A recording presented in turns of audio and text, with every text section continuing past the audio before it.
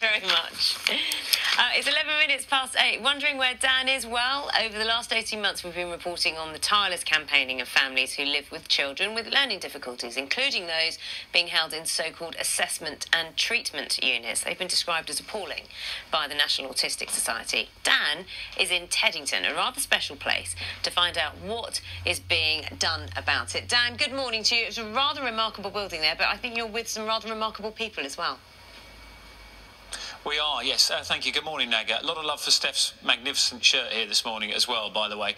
But yeah, we're looking this morning at the challenges, Naga, and good morning to you at home as well, of living with special needs and the challenges some of those families face. We're in the Normansfield Theatre, which is part of the Langdon Down Museum of Learning Disability here in Teddington. So it's about 10 miles away from central London, about 10 miles away from Parliament. And one of the things that people have been saying to us this morning, amongst the hundreds and thousands of comments that we've been getting about those challenges that many families face right across the UK, is it won't make a difference until people in Parliament listen. So can you put those questions and some of our comments to the ministers and those who make decisions? Well, delighted to say we're joined now on BBC Breakfast Live by the Care Minister, Caroline Dynes. Thank you so much for coming on Breakfast and talking to us this morning. I know there's many things to solve, and I know many of our viewers and our guests here in the Normansfield Theatre this morning know this isn't an easy thing to fix. But one thing, Caroline, that really comes across is the frustration of thousands and thousands of people watching this programme this morning, particularly things like education, quality of life. They can't see a way out. They can't care for their loved ones because there are funding issues and many other issues related to that as well. What is your message to the many people, not just here this morning, but to the thousands watching and caring about their family this morning? Well, first of all, good morning, and I'm really sorry I can't be with you there in person. I desperately wanted to be. I hope this will be second best to be down the line talking to you all. I totally get it. It's so actually brilliant that the BBC is shining a light on this, because as Care Minister, I don't get out much. You know, people will always want to talk about health, but actually care is one of the most fundamental things that that we can do for our population, and nobody should feel that they're disadvantaged by our health system, by our care system, by schools, by society, because they have a learning disability or autism, or because they're caring for somebody who does. And that's what I'm seeking to change. That's why I've been up and down the country meeting people, talking to people. But I think it's not a quick fix, as you say. Money will help, but money's not everything. What we really need is a culture change about how we approach people, how we make sure that everybody has the same opportunities in life, the same life chances, and the same quality services. Which, Caroline, sounds amazing, but you know, some of the specific issues we've been talking about this morning, because you know what you say there sounds great, but the families we've been speaking to, they face an uphill struggle every single day to try and find that level of care which they need, not just that they want, but they need for their families as well. Let's look at secure unit beds, because that's something which I know the government have promised to close between 35 and 50% of those beds by March 2019, so only a few months left. How on earth are you going to meet that target? Because you're way off at the moment. We are. We're on 20%, but I've always said that it's not about getting people out of those units for the sake of it and into a community where there aren't robust community services. So it's always been about investing in those community services and making sure that they're there before people come out of those units, because otherwise people will just go straight back in. So about 20% fewer people are there. Now, let's just not sort of get down the wrong track here. It's really important to recognise that for some people, those are a really important service. They're a really important place. I've had parents that have written to me and said, you know, ATUs are being castigated in the media and in other places, but they saved my child's life. You know, so for some people, they are absolutely important and urgent. But Caroline, I'm sure many of our viewers will agree with you on that point. I know we've got limited time with you, so I'm trying to get as many questions as we can to you. But earlier we spoke to Jeremy. I know you know about Jeremy's case and his daughter Bethany, who's been in these ATUs. And she's been in a secure unit for many years, trying to find a way out of that. That's for Jeremy's quality of life and for his family as well. And his point that he wanted to make to you was, take the £750,000 that it's costing to keep Bethany in that secure unit and use that on early intervention. Why can't we do things like that for not just Bethany, but many other people who are living in that situation. No, I completely agree, 100%. You know, and the NHS long-term plan will be coming out soon. And for the first time ever, learning disability and autism are one of the key clinical priorities of it. That's never happened before, and I think that's a great step forward. And it will talk about things like transforming care, but it will also talk about things like community provision, early intervention, how we stop people ending up in these sort of units unnecessarily. Because in so many cases, they tell a story of a missed opportunity earlier on, especially in a young person's life where the right support and help wasn't put in place at the right time.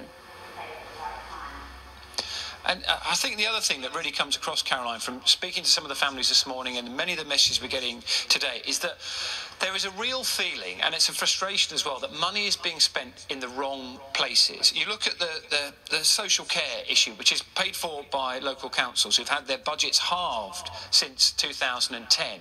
And there's like a separate pot of money for social care, and then hospital care is dealt with by the NHS. And until those two are married together, people who are challenged by living with special needs and other things like dementia as well, there is not enough money in the pot to actually make the difference, which is why families watching this morning are probably tearing their hair out, thinking that what you're saying sounds magnificent, but that is not what they are seeing day in, day out, as they are trying to find the best care for their loved ones. No, and I totally get that, and I know that money has been under a huge amount of pressure in recent years. I mean, more recently, we have been putting a lot more money in social care, £3.6 billion this year. Local councils will have access to. We've already said, you know, the NHS long-term plan is getting up to £20 billion a year extra by 2022. So the money's now going in, but what you say is very important. It's about those budgets being pooled in the best interest of the individual. It's about the person being at the centre of the decision making, and about the different organisations not jealously guarding their own budgets and not putting that person's well-being and their needs first. And I think that's a culture change that we need to aspire to, and that's why when the NHS long-term plan and the adult social care green paper come out shortly, the fact that those two are coming out near to each other and need to interact with each other in the same way that when we care for people, we need to make sure that the money and the services wrap around those individuals as well. Really appreciate your time this morning. I think we could have you on for about 15 more minutes. I'm sure there's many questions from those who are with us this morning as well. That's Caroline Diney, the Care Minister for England. Thank you for coming on the programme. I should say as well, the SEND systems in Wales and Northern Ireland are currently changing. That is a changing picture. And also in Scotland, there's a different system of special educational needs. A quarter of children in Scotland have what's called an additional support needs. And it's a bit broader in Scotland as well, looking at things like bereavement, bullying, health and disability as well. So Caroline Diney looks after things in England. And Jane, I know there's a bit of nodding, a bit of head shaking going on with many of our breakfast guests here this morning. Let's get some reaction to what Caroline Diney has been saying. Quite a lot of head shaking actually on this table. I want to first of all chat to Paul Skerritt. Caroline said, let's not castigate ATUs because there is a place for them. And you said, yeah, if you're in there for 6 months, as they're meant to be designed for, but that's not the reality, is it? No, because I could say there are units where people under criminal justice have been there for quite a long time, and with the criminal justice, they're not going to get out. A lot of people I see on CTRs and things saying they are like prisons, and then they feel like prisons. Yeah, they feel like their crime is to have a learning disability. Yeah. Or autism. Yeah. And people in our report earlier on, Tony in our report has been in an ATU. He's been approved to go out into the community 18 years, and they're still wrangling over the cash to make that happen. So you're not about castigating ATUs. No. You just want them used properly, don't you? Mainly try and get this team, the special team, to get them working better. To make it all work. Jeremy, Caroline said, this has always been about investing in community services. Have you seen any evidence that they are out there? No. And what must happen is there must be a joined-up approach to this. It must be between health, social care and education, and it must be at ministerial department level. The tripartite failure that's occurring at the moment it's got to be cohesive. There's got to be a joined-up approach to it. Very quickly, she said there's got to be a culture change. Do you think the government is leading that culture change? No, we are. And that's got to be changed. Okay. It's absolutely got to be changed. Do you guys agree? Do you agree, Scott? I do. I believe that actually, I don't know what planet Caroline Dinich lives on, but actually it's been 8 years since Winterbourne View and the social care system is broken. We're going to leave it there, Scott. Lots of people in agreement with you there.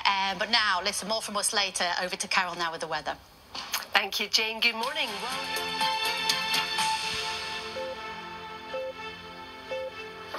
Good morning, just gone 8 o'clock. Welcome to breakfast. You're watching a special programme today. We're at the Norman Field Theatre in Teddington, about 10 miles away from central London. This is part of the Langdon Down Museum of Learning Disability. And this place was set up way back in 1868 by a Victorian physician who saw the need for caring for people with learning difficulties in Victorian society and thought we can do better. It's not about what we can't do, it's about what we can do. And he didn't want to see children and adults living in asylums. He thought we can care for these people, we can educate these people, we can love these people. And 150 years on today, we've been joined by some families who are living with special needs right now. Thank you so much for being part of our programme this morning. We've been talking to them throughout the morning. We can continue to do that as well. And thank you so much for the many of you who've been getting in contact with us this morning. And some of the questions you've been raising, we're going to be putting to the Care Minister, Caroline Dinich, in about 10 minutes' time. But some of the stories we've been hearing are so frustrating, of families who can't find the care that they are desperate for their loved ones. They are moving, they are powerful, and so many people facing an uphill struggle. We've got a special report for you this morning as well, an exclusive report from the Down Syndrome Association. And they're looking at a really big issue for so many people, funding cuts, and how that is leading to failings in care, failings in support, and failings in provision. And our Disability News correspondent, Nikki Fox, has this report. Christian Eastwood lives in his own place near his mum and dad. He's able to live as independently as possible in supported living. He has Down syndrome and learning disabilities and requires 24-hour care. To pay for this, Christian receives money from his local council. After a care review in April 2017, the family were told Christian's nighttime support would be withdrawn, replaced for a trial period with voice-controlled assistive technology. But he struggles to hear and communicate. He became withdrawn. He obviously was very anxious about all these bits of equipment that he didn't understand what they were for. The staff themselves got very worried about his well-being and his mental health. Christian is not alone. According to a survey of more than 1,200 Down Syndrome Association members, 28% said they were concerned about the level of overnight support, whereas 43% of carers said their adult child needed an assessment. There are all kinds of practices going on. Cutting packages without consultation, making decisions about what's right for individuals without consulting them or their families. The government says it's given local authorities £3.6 billion to social care funding this year and will set out plans in 2019 to reform adult social care. It took the family more than a year, but Christian's nighttime support was finally reinstated. Devon County Council admitted that it had not listened enough to the views of the family, who said the approach would not work for their son. Nikki Fox, BBC News. We're looking at all sorts of issues this morning: education, quality of life, life expectancy as well, and we're getting comments on a huge range of topics. I'll just read you a quick two. Sue says, my daughter has cerebral palsy and is severely physically disabled. We've had to fight hard throughout her entire life for everything that she's needed. It's paid off though. She started her doctorate at Nottingham University in October and is living independently in her own flat. Sue says she's so proud of her. Brilliant story. And as a single parent, says Martin, of a child with acute and complex learning difficulties, I face a daily struggle to get the financial support that the government claim is available. I'm a full-time carer and unable to work full-time. I think it's important to say as well, we know that money can make a difference, but we're also aware this morning that this is not an easy fix, and maybe we need to look at the entire way that we do this. And one other person has contacted us today to say, what's the point of talking about all this if you're not speaking to the people who actually make decisions? Well, we think we're trying to change the conversation, and we are speaking to the people who can make the changes, because the Care Minister, Caroline Dinich, will be live on breakfast in just a few minutes' time. So, Naga, come back to us for that and keep sending those comments in. The hashtag for us this morning is BBC Send. Will do, Dan. Thanks very much. Now, we're continuing our series about special educational needs on breakfast this morning. Just about 10 to 8. It's prompted so many personal and powerful stories. Many of you have been in touch with the tales that you've experienced, including many of you who are struggling, and also those sharing messages of hope and success. Now, Dan is in Teddington. He's been catching up with some people we've met before. Dan, morning. Good morning to you, Naga. Hello to you at home as well. Yeah, welcome to the beautiful Normansfield Theatre. This is part of the Langdon Down Museum in Teddington, as Naga was saying, about 9 miles away from central London. Hampton Court Palace, I can't remember which way it is, but it's only 3 miles away from where we are this morning. And if you're asking why we're here today, and thank you, by the way, for all your messages that you're sending in, we're getting hundreds and hundreds of them this morning. We're here because 150 years ago, a Victorian physician by the name of Dr. John Langdon Down set this place up because he looked at society and he saw people struggling with learning difficulties, and he said, why are we putting these people into asylums? Why are we just leaving them in there? Surely we can care for them, surely we can educate them, surely we can make a difference and look after them and love them. And I suppose today we're looking at the legacy of that and talking to so many families who are living with these things now, who are living with special needs, and today really facing some of the frustrations of trying to get the care, the education and the support that they need in their lives. I just wanted to mention as well, as we've got some families with us here this morning, good morning to many of you. Nick Knowles of DIY SOS fame and Jungle Master has been in contact today, and he says they build, as part of their programme, about 9 homes a year for people with special needs living with those in their families, but they could build 999. And I think, Jane, the key that what Nick is saying, and so many people get in contact today is saying, when you listen to the families, when you are willing to say, OK, the money shouldn't be spent here, it needs to be spent here. I can see you all nodding. When you listen and that change is then made, the difference that it makes to people who are living in these situations is immeasurable. That's the key, isn't it? It is, yeah. If you fix the problem downstream, you don't end up with people in crisis upstream. That's the costly bit. Fix it when it's down here, avoid the crisis. We've heard a lot about the dark stuff this morning, haven't we, with Bethany? Let's talk now about the flip side, right? All of your children, thank you for joining us, all of your children have been written off as challenging in the past. All of your children have been in ATUs, and now they are all out. Let's start with Isabel here. Isabel, here's Matthew behind you. Tell me what life is like for Matthew now.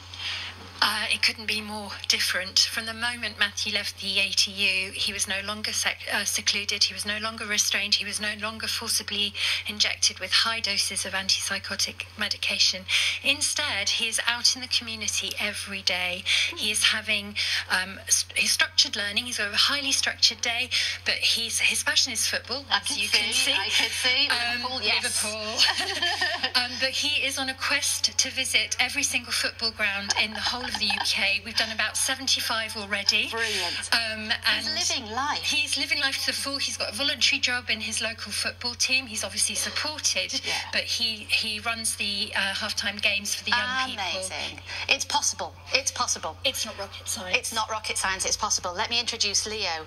Leo, you were in the film at the top of the hour weeping to us earlier this year. 2 weeks ago, Steve came out. Here he is behind you with support. What does good support look like for Steve?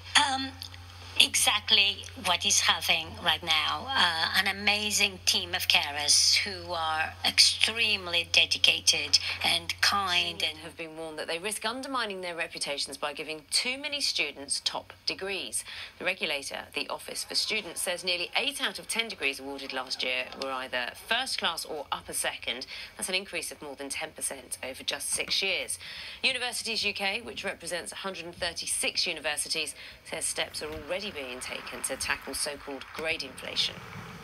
And the UK risks sleepwalking into becoming a cashless society with millions of disadvantaged people as a result. A study's concluded that 8 million people still depend on using banknotes and coins, and a cash-free society would create problems for those in debt or who live in rural areas. Last year, debit cards overtook cash as the UK's most popular payment method.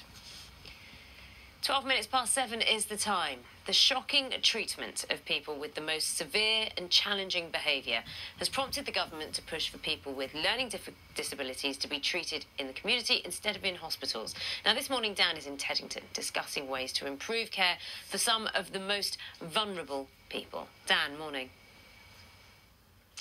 Hey, good morning to you, Naga. And can we say, I know it's quite early still in the morning, just gone 7 o'clock, but thank you so much to the many of you who are getting in contact with us this morning. We're shining a light on issues faced by families living with special needs and some of the challenges they face, some of the issues they face. We're putting some of those questions and comments as well to the Care Minister in about an hour's time. I just wanted to read you some of the comments we've already been getting this morning. Veronica has got in touch with us on breakfast. She says parents of children with special needs are exhausted. They're having to fight on a daily basis to get the education and help their family have a right to. Parents in small towns like us, they live in Prestatyn, she says, in North Wales. We've had to get together to form a group to support each other because we don't get that support from elsewhere. She says, less talking, more action. And one more, Kelly, my third child, who is just 6, is an extremely high-functioning autistic. He's struggling socially, but managing well at school. According to the school, I've asked several times for him to be referred to be tested for autism and ADHD. School are telling me it's going to take 2 years for him to be assessed and not to bother because they say he's fine. I feel there is no support available for families like us, none at all. I have no idea where to turn.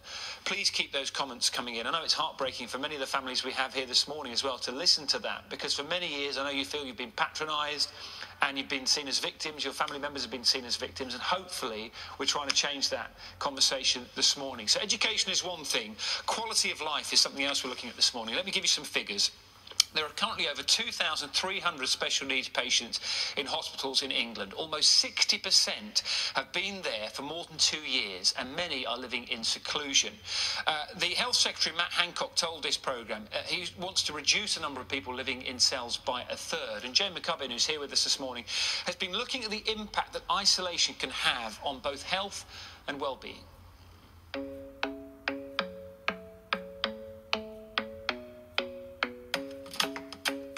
18 months, we tried to shine a light on assessment and treatment units. And when I see him crying, he will scream, "Mummy, no go! Mummy, no go!" To shine a light on the people sometimes locked away for years. If he killed somebody, he'd be out now. He's done 16 years. That's a life sentence. And then we heard Bethany sing. And ministers listened. For the last 22 months, her treatment has been to lock her in a cell. How can we, in 2018, have a situation like that? I think it's horrible, and I'm pledged and committed to dealing with it. In 2015, the government promised homes, not hospitals. But while overall numbers inside have barely budged, today there are twice as many young people in ATUs than there were 3 years ago. Well, I'm delighted to say joined this morning by Rebecca Hilson-Rath, who's the Chief Executive at the Equality and Human Rights Commission, and also by Jeremy, who you've seen in Jane's report and we featured on Breakfast quite a bit over the last year. Jeremy, first of all, I know many people have been following your story and Bethany's story. Can you give us an update? How is she now? She is pretty much unchanged from when we last spoke. She has been moved out of the seclusion cell, only as far as 2 rooms. Those rooms, they have cut new hatches into the doors. She is still locked away. She is still secluded. It's horrific. And you've had to take this sort of, I suppose it is unprecedented legal action. Give us an idea of the toll that's, I'm not necessarily on Bethany, but on the rest of the family as well, because this is something you're living with day in, day out. It's destroyed the family, totally. My son has so little friends, because the lack of support in the early days meant that Christian was too scared to go to his own friends, to their houses. He wouldn't leave the house after seeing how we were struggling.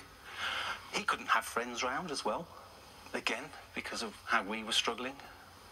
If we'd have had that, not only would Beth be different, but our son would be so different as well. You can hear, just see on your face and the way that you're talking about this, the difficulty it's posed to you individually and you as a family as well. Rebecca, why does this, and how, give us an idea of how this falls under sort of human rights law and why you've got involved in this. Well, I think it's really important to look at this, I suppose, across the spectrum. Our statutory review last month says that disabled people are falling behind society, and that's across all outcomes: education, health, housing, work, the lot. And I think it's really important that something is done now to stop that gap widening.